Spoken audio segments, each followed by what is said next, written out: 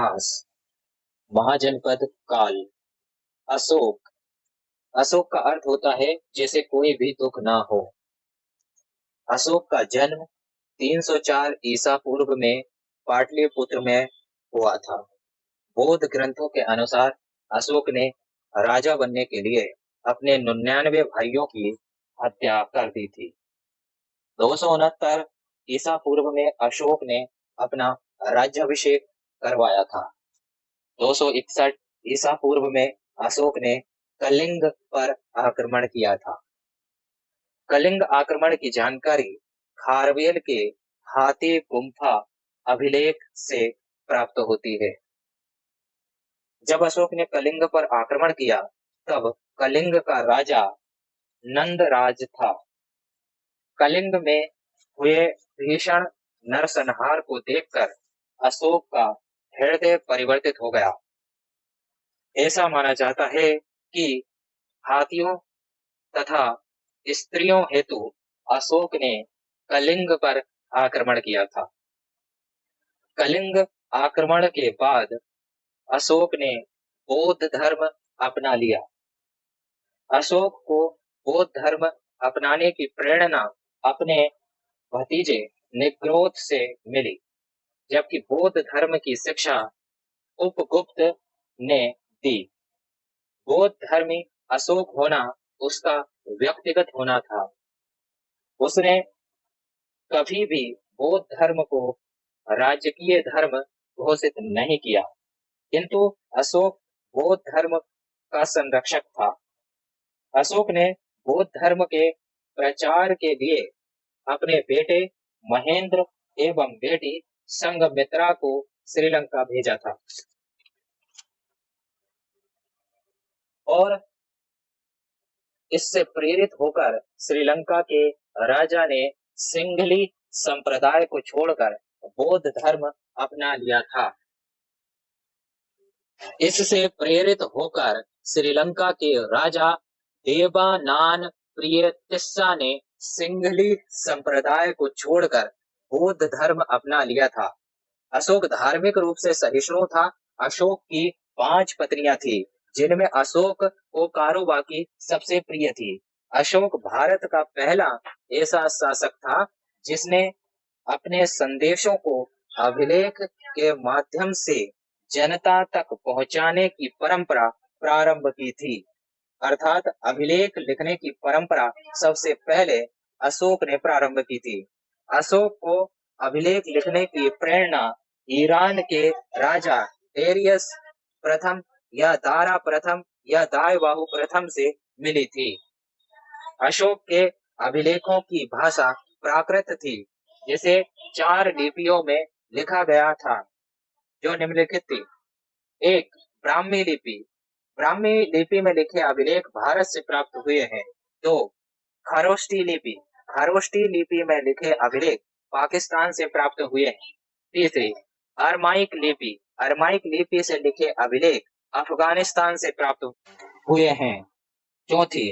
Greek लिपि। Greek लिपि में लिखे अभिलेख एशिया माइनर अर्थात तुर्की से प्राप्त हुए हैं। अशोक ने बौद्ध धर्म की धम्म नीति को आगे बढ़ाया था और इसकी जांच के लिए एक अमात्य धम्म महामात्र की नियुक्ति की थी। स्त्रियों की दशा सुधारने हेतु अशोक ने एक अधिकारी महिला महामात्र या स्त्री महामात्र की भी नियुक्ति की थी।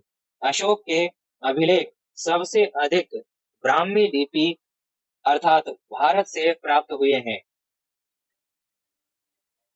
अशोक के अभिलेख को पढ़ने की पहली सफलता 1837 ईस्वी में जेम्स प्रिंसेप को मिली थी। अशोक के अभिलेखों में उसने अपना नाम देवनाम प्रियदर्शी अर्थात देवताओं का पसंद लिखा है, किंतु मध्य प्रदेश के गुर्जरा अभिलेख तथा कर्नाटक का मास्की अभिलेख, नेत्तूर अभिलेख, उदय गोलान अभिलेख में देव नाम प्रियदर्शी अशोक लिखा है, परंतु अशोक के भब्रू या भारभू अभिलेख जो राजस्थान से मिला है में स्पष्ट रूप से मगध सम्राट देवनाम प्रियदर्शी अशोक लिखा हुआ है।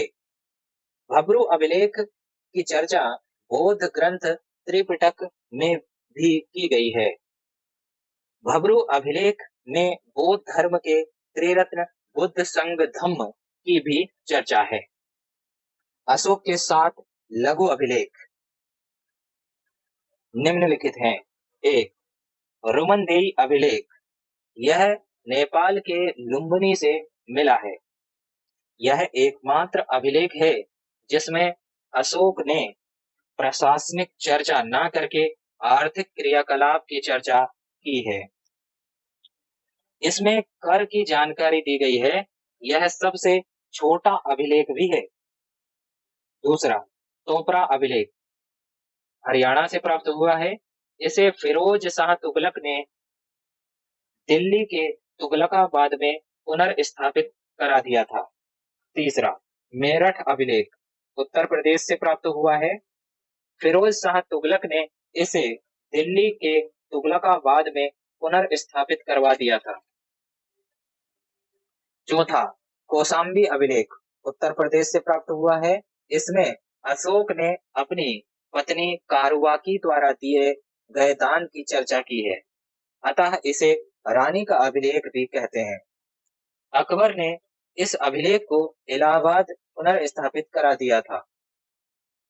5वां, लोरिया नंदनगढ़ अभिलेख, यह बिहार के चंपारण से प्राप्त हुआ है। इस पर मोर का चित्र बना हुआ है। 6वां, लोरिया अरेराज अभिलेख, यह बिहार के चंपारण से प्राप्त हुआ है। 7वां, रामपुरवा अभिलेख, यह भी बिहार के चंपारण से ही प्राप्त हुआ है। सर ए कुना अभिलेख, यह अफगानिस्तान के कंधार से मिला है, जो ग्रीक तथा अरमाइक दोनों लिपियों में लिपिबद्ध है। अशोक के चतुर्दश अभिलेख। 1. प्रथम शिलालेख, इसमें अहिंसा पर बल तथा पशु बलि पर रोक। द्वितीय शिलालेख, इसमें पशु चिकित्सा की चर्चा तथा दक्षिण भारत के 5 राज्यों की चेर, चोल, पांड्य, सत्यपुत्र, श्रीलंका या ताम्रपर्ण की चर्चा है। तृतीय शिलालेख, इसमें अशोक ने 3 अधिकारी राजुक, पुक्तक तथा प्रदेशक की चर्चा की गई, जो संपूर्ण मगध साम्राज्य का प्रत्येक 5 वर्षों के अंतराल पर भ्रमण करते थे और साम्राज्य की रिपोर्ट सम्राट को देते थे। यह अधिकारी धम्म के प्रचार के लिए थे। चतुर्थ शिलालेख, इसमें वर्णित है कि अशोक ने धेरी घोष की नीति अर्थात युद्ध नीति को त्याग कर धम्म घोष की नीति अर्थात धर्म की नीति अपना ली थी। 5वां शिलालेख, इसमें धम्म महामात्र नामक अधिकारी की चर्चा है, जो धार्मिक जीवन की देखरेख करता था। 6वां शिलालेख, इसमें अशोक ने कहा है कि मेरे अधिकारी जन कल्याण के कार्य हेतु मुझसे कभी भी मिल सकते हैं। 7वां शिलालेख, इसमें अशोक ने विभिन्न धर्मों के आपसी समन्वय की बात कही है। यह सबसे बड़ा शिलालेख है। 8वां शिलालेख, इसमें अशोक की धम्म यात्रा की चर्चा है, जो उसके राज्याभिषेक से 8वें वर्ष से प्रारंभ होती है। राज्याभिषेक के 10वें वर्ष वे गया गए। राज्याभिषेक के 20वें वर्ष वह लुम्बिनी गए, वहां उन्होंने कर घटाया और इस बात की जानकारी हमें रुमनदेई अभिलेख से प्राप्त होती है।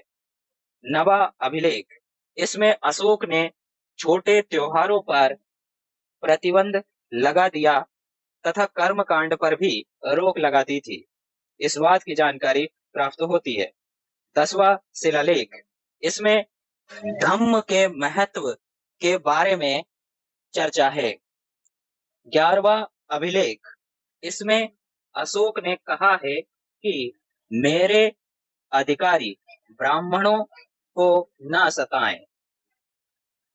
12वां अभिलेख, इसमें स्त्रियों की स्थिति में सुधार हेतु स्त्री महामात्र नामक अधिकारी की चर्चा है। 13वां शिलालेख, इसमें कलिंग युद्ध की चर्चा है।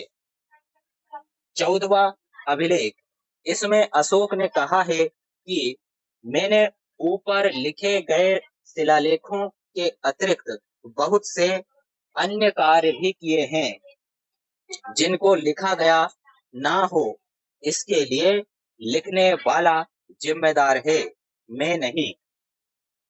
कलिंग अभिलेख, कलिंग अभिलेख में अशोक ने कहा है कि संसार के सभी मानव मेरी संतान है, मैं एक माँ की भांति उनके सांसारिक तथा प्रलौकिक जीवन की कामना करता हूँ और माँ की भांति समाज की देख रेख हेतु राजुक नामक अधिकारी की नियुक्ति करता हूँ।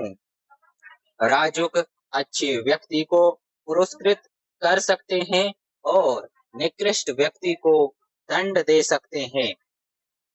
अशोक के अभिलेख लिखने हेतु पत्थर उत्तर प्रदेश के चुनार से लाए गए थे। अशोक के अभिलेख उसकी राजधानी पाटलिपुत्र से प्राप्त नहीं हुए हैं। अशोक ने प्रजा को नैतिकता सिखाने हेतु जो नियमों की संहिता बनाई थी उसे ही धम्म नीति कहते हैं। ये है, इस धम्म नीति के प्रमुख नियम निम्नलिखित हैं। 1, स्वयं नियंत्रण करो, अर्थात स्वयं को स्व नियंत्रण से ही सुधारा जा सकता है। 2, माता पिता की आज्ञा मानो। 3, ब्राह्मणों और भिक्षुकों का आदर करो। 4, दास और सेवकों के प्रति उदार रहो, अर्थात सहानुभूति रखो। 5, जियो और जीने दो का पालन करो। मौर्यकालीन सैन्य व्यवस्था, मौर्यकाल की सेना नंदों से 3 गुनी थी। इस समय स्थायी तथा अस्थायी 2 प्रकार के सैनिक थे। स्थायी सैनिक दुर्ग तथा अधिक महत्वपूर्ण वस्तुओं, स्थानों इत्यादि की सुरक्षा हेतु हमेशा तैनात रहते थे। अस्थायी सेना, अस्थायी सेना को युद्ध या आपात स्थिति में बुलाया जाता था। जस्टिन ने कहा है कि मौर्य की सेना डाकुओं का एक गिरोह थी।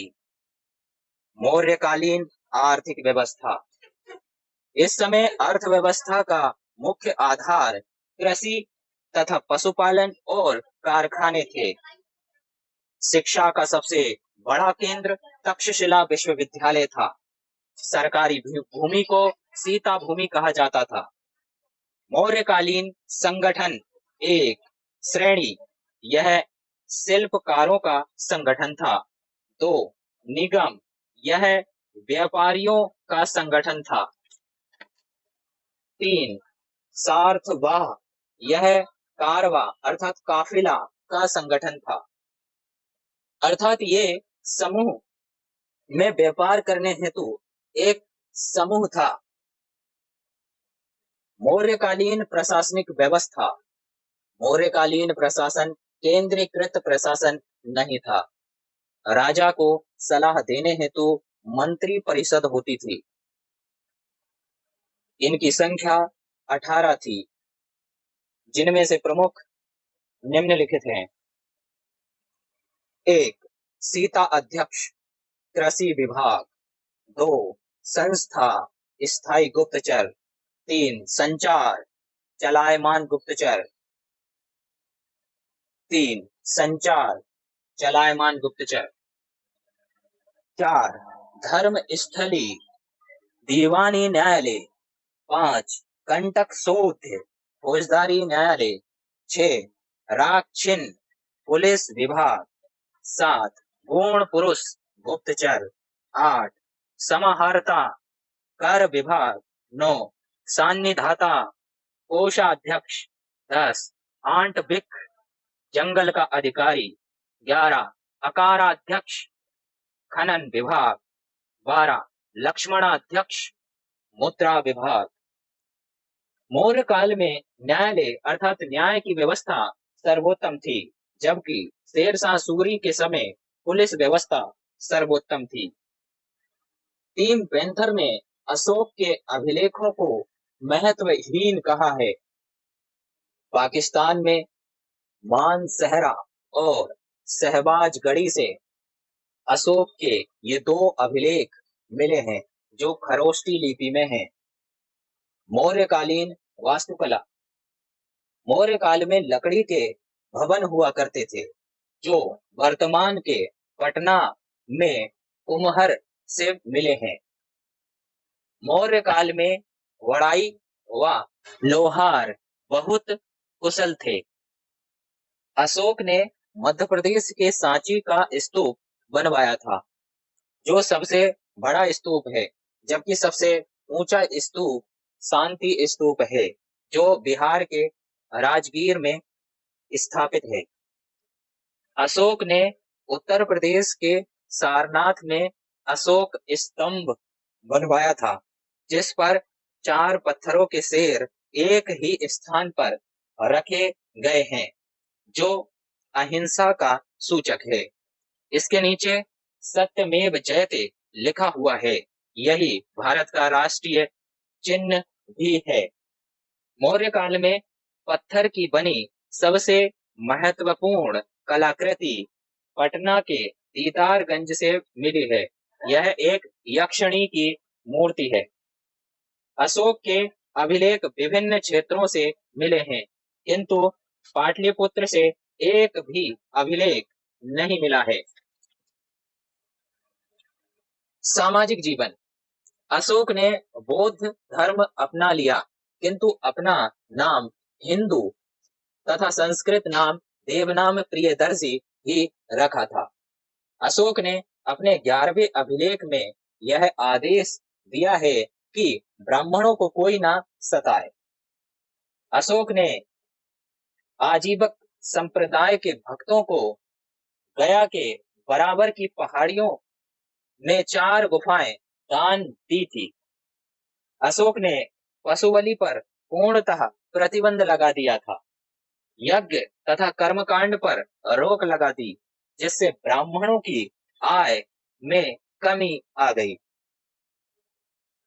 प्रशासनिक ढांचा। मौर्य काल में सबसे बड़ा पद राजा का होता था। राजा के नीचे युवराज होते थे। प्रांत का शासन प्रांतपति करता था। मौर्य काल में 5 प्रांत थे। विस अर्थात जिला विस्पति के नियंत्रण में रहता था। 10 गांव का छोटा मालिक या गोप होता था। प्रशासन की सबसे छोटी इकाई गांव हुआ करती थी जो ग्रामिक अर्थात मुखिया के नियंत्रण में रहती थी। मौर्य काल में प्रांतों की संख्या 4 थी, किंतु अशोक के समय 5 हो गई थी, जो निम्नलिखित है। 1 उत्तरापथ, इसकी राजधानी तक्षशिला, पाकिस्तान। 2 दक्षिणापथ, इसकी राजधानी स्वर्णगिरी, महाराष्ट्र। 3 अवंती, इसकी राजधानी उज्जैनी, मध्य प्रदेश। 4 प्राची या पूर्वी प्रदेश, इसकी राजधानी पाटलिपुत्र, बिहार। 5 कलिंग, इसकी राजधानी तोसली, उड़ीसा। श्रीलंका अशोक के अधीन नहीं था। केवल श्रीलंका के राजा बौद्ध धर्म के परिप्रेक्ष्य में अशोक के उपदेशों का पालन करते थे। 232 ईसा पूर्व में पाटलिपुत्र में अशोक की मृत्यु हो गई। इसके बाद मगध की गद्दी पर अशोक का पुत्र कुणाल बैठा। अशोक का कोई भी उत्तराधिकारी योग्य नहीं था। मौर्य वंश का अंतिम शासक बृहद्रथ था, जो एक अयोग्य शासक था।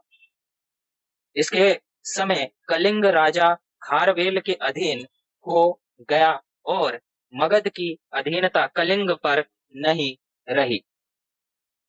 बृहद्रथ का सेनापति पुष्यमित्र शुंग था, जिसने सेना के निरीक्षण के दौरान बृहद्रथ की हत्या कर दी और मौर्य वंश के स्थान पर शुंग वंश की स्थापना कर दी।